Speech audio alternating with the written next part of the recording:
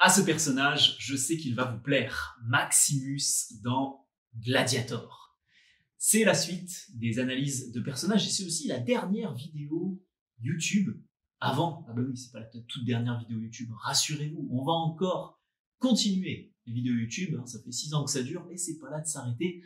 D'ailleurs, merci d'être toujours plus nombreux sur cette chaîne YouTube. À l'heure où je la filme, on est plus de 32 000. À l'heure où vous la voyez, on sera peut-être 40 000 en tout cas. L'objectif à la fin d'année, c'est d'être à peu près 40, 45 000, peut-être même 50 000 si vous avez l'ambition de faire grossir cette chaîne YouTube à 50 000.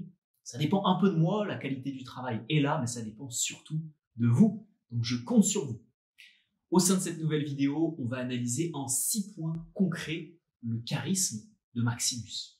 Maximus, qui est le personnage principal du film Gladiator, si vous ne l'avez jamais vu. Je vous recommande de mettre pause à cette vidéo, de vous faire pendant 2h30 ce chef-d'œuvre sur l'Empire romain et sur l'histoire de ce général qui finira par être déchu. Enfin, je ne vais pas trop vous spoiler.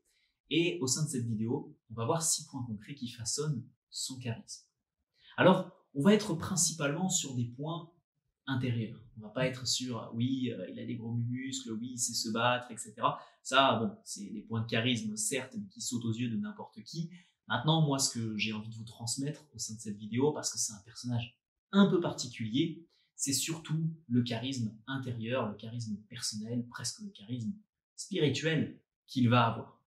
Et le premier point, c'est vraiment ce dévouement à la loyauté. On le voit surtout au tout début du film où il va montrer sa loyauté à l'empereur Marc Aurèle, qui est d'ailleurs en train de mourir, et que ce soit sa loyauté envers l'empereur, que ce soit après sa loyauté envers ses camarades gladiateurs, que ce soit sa loyauté à l'Empire romain tout entier. Et malgré qu'on lui propose un complot contre l'empereur, malgré qu'on lui propose de retourner un petit peu sa veste, c'est quelqu'un qui va choisir la loyauté. Il n'a qu'une parole, il l'a donnée à l'empereur, et au-delà de la parole, c'est vraiment une sorte de fidélité dont il va faire preuve envers Marc Aurèle, envers même l'Empire romain, envers ses camarades gladiateurs après. Bref, ça va être quelqu'un de très loyal. Le deuxième aspect qui façonne pour moi son charisme, bien sûr, ça va être, c'est quand même de base un grand général, et puis après dans les techniques de combat, lorsqu'il va être gladiateur, c'est quelqu'un qui va avoir un grand leadership et une grande expertise des stratégies militaires, du combat. Au tout début, dans la première scène du film, quand il mène ses troupes à la bataille, qu'il gagne cette bataille face aux barbares et face, je crois, au Saint-Empire germanique, eh bien, on va reconnaître, l'empereur va reconnaître ses talents de stratège, son leadership, poussé pour mener ses hommes à la bataille. Alors aujourd'hui, en 2024, est-ce que vous pouvez sortir votre épée et aller vous battre contre la tribune en face? Non. Mais qu'est-ce que vous pouvez faire, vous, pour justement faire preuve de leadership? Que ce soit d'un point de vue professionnel. Est-ce que vous avez cette notion de leadership? Est-ce que vous connaissez les stratégies pour motiver vos équipes si vous êtes manager, chef d'entreprise? Est-ce que vous connaissez aussi les bonnes stratégies pour attaquer un problème, pour résoudre un conflit? Et puis, si vous n'êtes pas manager ou chef d'entreprise, est-ce que dans votre vie personnelle ou familiale, vous gérez ça d'une main de maître? Est-ce que vous êtes l'élément clé qui va justement organiser les choses? Vous pouvez, vous connaissez ma vision du leadership, quel que soit votre emploi, vous avez la possibilité de le faire aussi dans votre vie personnelle. Vous fondez une famille, vous avez 3 enfants, une femme ravissante, vous invitez un couple d'amis, etc. Vous partez en vacances, c'est un projet, si vous le menez de front, si vous arrivez à créer des vacances inoubliables pour tout le monde, eh bien c'est une forme de leadership et de stratagème intéressant. Donc ça, c'est aussi ce qui va caractériser, par rapport au contexte et à l'époque, le charisme de Maximus, qui va justement gravir les échelons jusqu'à devenir un des plus grands généraux de l'Empire romain. Et d'ailleurs, petite anecdote, lorsque Marc Aurèle va décéder, va mourir sur le front, c'est lui qui va choisir pour diriger l'Empire le temps que son fils Commode puisse être assez mature à ce niveau-là pour diriger. Donc vous imaginez bien le niveau de leadership de la personne, on est à peu près là. Ensuite, le troisième aspect qui façonne vraiment son charisme, c'est sa profonde intégrité. Que ce soit face à l'adversité, que ce soit face aux épreuves de la vie, que ce soit face même au complot qu'on peut lui proposer, c'est quelqu'un qui va rester intègre, c'est quelqu'un qui va rester droit, c'est quelqu'un qui va avoir cette verticalité, ces valeurs de vie vers lesquelles et sur lesquelles il va s'appuyer et vers lesquelles il va toujours tendre. Cette intégrité, c'est ce qui permet de reconnaître un homme de haute valeur lorsqu'il aura des choix à faire au détriment du profit qu'il peut en tirer, que ce soit un profit de gloire, un profit financier, un profit de puissance, peu importe. Il va choisir de stick, de coller justement à ces valeurs qui lui sont propres. Et peut-être que vous avez l'impression sur le court terme que ça peut vous desservir, vous allez manquer une opportunité, éviter de progresser à un endroit. Mais si vous ne vous rabaissez pas à ces notions-là, c'est d'ailleurs quelque chose que j'ai appris dans le livre Power de Robert Greene, si vous ne vous rabaissez pas à ce genre de roublardise, de raillerie, sur le long terme, vous serez gagnant. Parce que non seulement vous pourrez vous regarder dans le miroir, mais en plus de ça, en stackant les bonnes actions, en accumulant les choses qui sont fidèles à vos principes, sur le long terme, vous serez toujours gagnant. Alors que essayez de shorter les choses, essayez d'aller plus vite, essayez de prendre un raccourci, généralement sur le long terme, ça ne fonctionne pas. Donc cette intégrité qui lui est propre, elle lui est propre parce qu'il se connaît bien, et elle lui est propre également parce qu'il sait rester avec discipline, force mentale, intègre dans ses actes. Juste avant de découvrir le 4e, le 5e et aussi le 6e principe qui façonne le charisme de Maximus, laissez-moi quand même vous présenter la petite page de... Cette compétence devrait être interdite en société et beaucoup de personnes ne souhaitent pas que vous la maîtrisiez. Que ce soit des grands politiciens, que ce soit les grands dirigeants de ce monde ou les hommes les plus charismatiques, personne ne souhaite vous voir avec cette compétence entre les mains. Pourtant, je peux vous l'enseigner. L'art du décodage non verbal est un art puissant et un art à utiliser avec éthique. Il vous offre 2 compétences clés. Oui, vous maîtrisez l'analyse, le décryptage, le langage corporel, émotionnel, et vous savez lire entre les lignes d'un discours. Mais ce n'est pas tout.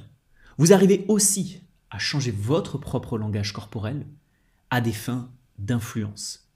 C'est la raison pour laquelle j'ai mis à jour ma formation spéciale sur le langage corporel, décodage non verbal 2.0. En vous donnant accès à des dizaines et des dizaines d'analyses, en vous donnant accès à des dizaines et des dizaines d'exercices et en vous donnant surtout accès à un protocole clair pour éviter tout le bullshit sur le sujet et pour vous permettre de vous focaliser sur l'essentiel. Il ne s'agit en rien d'un dictionnaire sur le non-verbal. Au contraire, je vais vous permettre de débloquer ce pouvoir si convoité et d'avoir le choix. Le choix d'analyser ce que vos interlocuteurs sont en train, non pas de dire, mais de faire, ou de ne pas activer cette compétence chez vous. En tout état de cause, aujourd'hui, vous interagissez avec les autres avec un bandeau devant les yeux.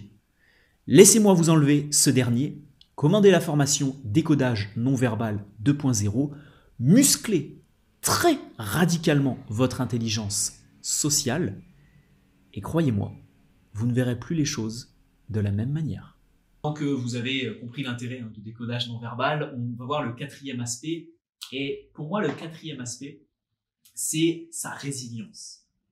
Alors la résilience, on en a déjà parlé sur quelques vidéos YouTube précédentes, notamment sur, je crois, une des vidéos où je vous expliquais comment avoir plus de charisme avec des traits de personnalité à pousser. Là, on voit vraiment l'exemple même de résilience dans la vie d'un homme, avec des difficultés sur le plan, entre guillemets, professionnel. Il va être complètement déchu de son rôle de général, alors qu'il avait mis tant d'années à monter à ce grade-là. Il va, sur le plan personnel, je ne vais pas tout vous spoiler, mais bon, ceux qui ont vu le film savent ce qui va se passer sur le plan personnel, pour des choses qu'il a mis aussi toute une vie à construire. Ensuite, sur son foyer, d'un point de vue matériel, tout va lui être pris. La seule chose qu'on va lui laisser, je dirais, c'est presque sa bite et son couteau pour qu'il puisse se débrouiller, et on va même faire de lui un esclave. Donc là, c'est pour vous dire à l'époque à quel point on lui prend tout.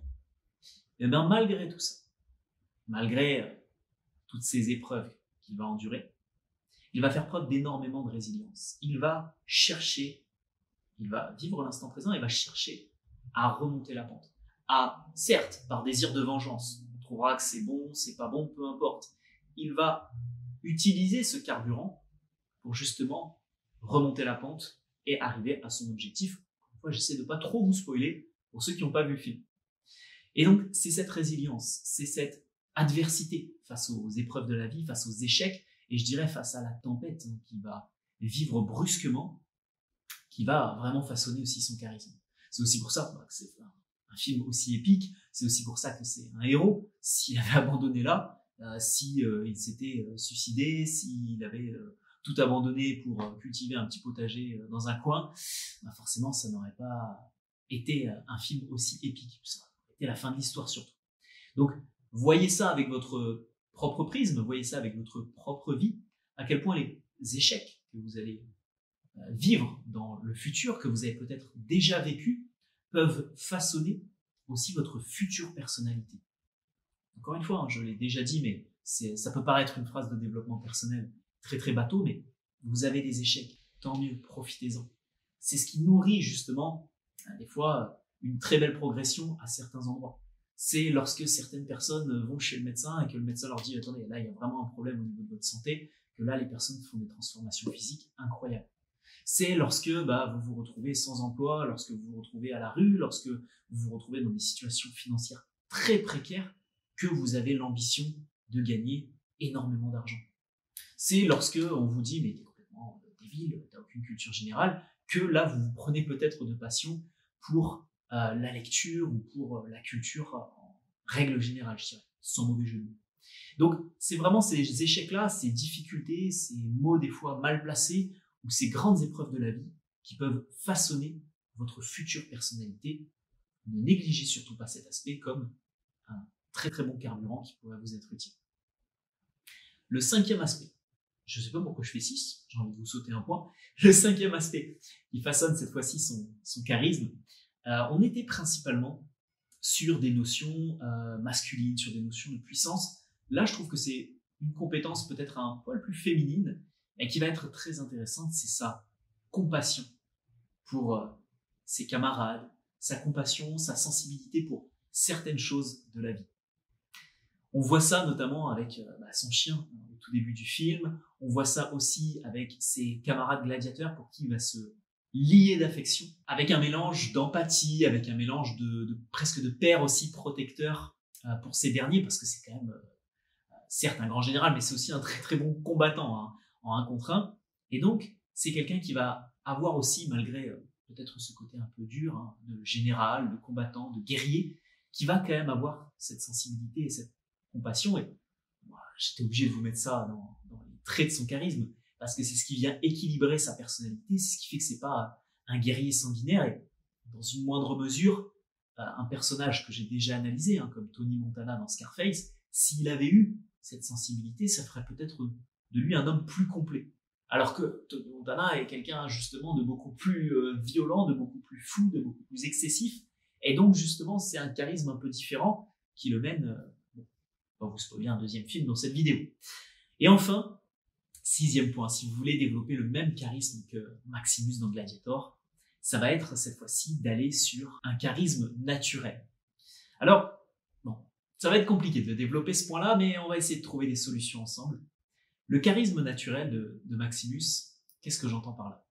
J'entends par là ses compétences à l'oral, sa passion, son aura personnelle qu'il va avoir, à l'inverse de d'autres charismes, de personnages qu'on a déjà évoqués, peut-être Harvey Specter dans une moindre mesure. Qu'est-ce qu'on a fait d'autre? Peut-être Will Smith dans Diversion aussi. Jack Sparrow, c'est quelqu'un qui a aussi un charisme naturel.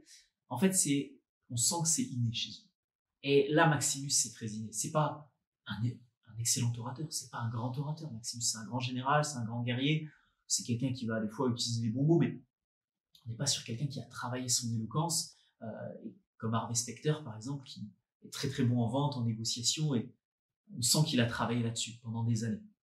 Là, Maximus, on sent que c'est vraiment presque inné chez lui. Alors vous allez peut-être me dire, oui mais William, qui te dit qu'il ne l'a pas travaillé ça? Bien sûr, qui te dit qu'avec les années à gérer des soldats, qui te dit qu'avec les années à gérer les équipes, il ne l'a pas développé, peut-être.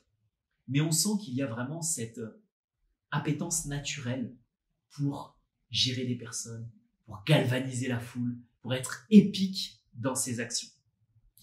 Et si vous regardez cette vidéo, peut-être que vous n'avez pas cette aura, je dirais, naturelle. Alors, je pense que ça peut quand même en soi se travailler. Par contre, ça ne se travaillera pas directement.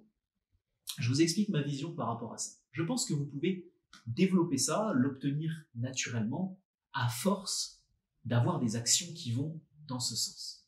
Maintenant, c'est pas quelque chose que vous allez pouvoir conscientiser et vous dire « je vais bosser là-dessus, je vais travailler mon non-verbal, je vais travailler ma voix, je vais travailler ma rhétorique et je vais avoir ce charisme naturel ». C'est en fait à force d'atteindre vos objectifs, de pouvoir parler devant une foule, de pouvoir séduire de très belles dames si vous êtes un homme, de pouvoir réussir à négocier, influencer, convaincre, des deals importants, des deals sérieux, à réussir à avoir des actions finalement très sérieuses dans votre quotidien.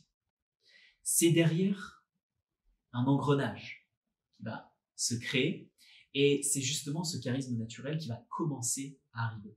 Et après, ce sera vraiment instinctif chez vous. Donc si vous avez 20 ans, que vous n'avez pas cette fibre naturelle, laissez tomber. Par contre, peut-être qu'à 30, 40 ans, vous, à force de travail, à force d'actions complètement aberrantes, vous pourrez justement avoir ce charisme naturel. C'est donc peut-être le seul point que vous ne pourrez pas travailler directement. En tout état de cause, les 5 conseils précédents, vous pouvez les travailler dans votre quotidien, vous pouvez les développer. Comme pour chaque vidéo, qui est une vidéo d'analyse et de décryptage d'un personnage charismatique, j'espère qu'elle vous aura permis de découvrir des traits de personnalité qui peuvent vous rendre charismatique. J'espère qu'elle vous aura aussi plongé dans l'atmosphère de ce personnage et que ça vous aura peut-être donné envie de voir ou de revoir cet excellent film. Si vous avez des recommandations, c'est la trêve de l'été. On reviendra et je reviendrai en septembre pour de nouvelles vidéos, pour de nouvelles aventures. Mais en attendant, l'espace commentaire est là pour faire vivre cette vidéo. Si vous avez d'autres points que vous voulez souligner dans le charisme de ce personnage, parce que vous l'adorez, c'est dans l'espace commentaire. Si vous voulez me proposer d'autres personnages, pourquoi pas féminins aussi, parce que j'en ai pas fait énormément, je crois d'ailleurs que j'en ai pas fait un seul. Donc la parité, mesdames. Si vous voulez me proposer des personnages qui ont du charisme au féminin, vous me mettez dans les commentaires. Et si vous voulez juste partager votre avis sur cette vidéo, vous le mettez aussi dans les commentaires. Je vous souhaite un excellent été, mes futurs leaders. Je vous souhaite de bien vous reposer ou de bien travailler sur vos projets. Et je vous dis à très vite en septembre. Je vous donne pas le titre de la prochaine vidéo, vous verrez ça début septembre. Merci pour votre visionnage et à très bientôt.